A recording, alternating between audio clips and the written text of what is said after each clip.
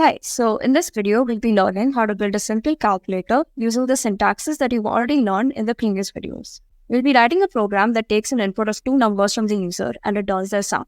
A similar program can also be written to give the difference, multiplication, or division of two numbers. The topics that we'll be using are defining of variables, usage of data types, basic mathematical operators, and user input and output syntax. Now we'll go over the steps. In the first step, we'll be defining two variables, num1 and num2, as you can see here. And then we'll ask the user to enter their values using the syntax for input.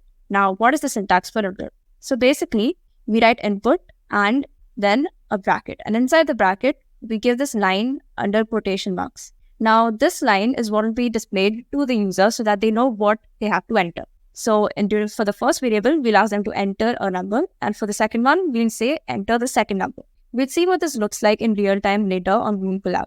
In the second step, we'll be actually defining the operator. So we've defined our third variable, which is result here. And we've defined the operation as the addition of two floats, which is num1 and num2, which we defined in our previous step. Now, why have we used float here instead of int or any other type of data type?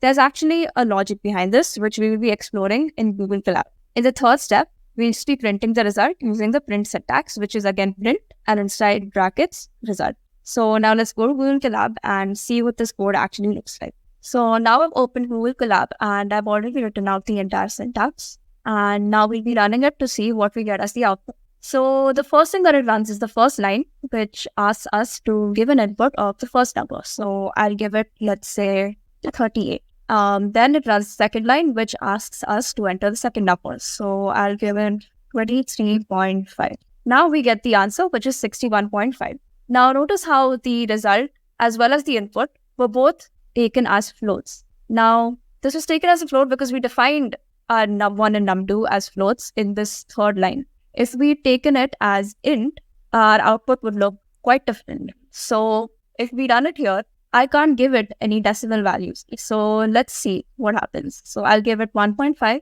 and let's say, see, it gives me an error because 1.5 is not an integer. So let's try running it again. This time we'll give it an integer.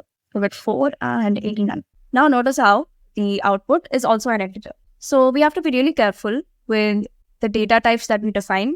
Now let's see what happens if I hadn't converted my num1 and num2 variables into any other data type. So when we run it, it'll ask for a number. I'll give it 389 and say run. It gives me 38910. Now we know that isn't correct. So basically what happened here is Python automatically treats any variable as a string. So it just took these two numbers, but instead of treating them as numbers, it treated them as strings. So it just added these two digits right after these two. So this shows why we need to convert our variables into a number data type so that we can get a proper output. Now that we've learned how to write the program for the addition operator, we can use a similar syntax to write the code for subtraction, division, and multiplication as well. So here in the first figure, you can see that I've used the subtraction operator, which is just a minus sign, which in this case, now when we enter two numbers, we get their difference. Similarly here, I've used the division operator, so we get the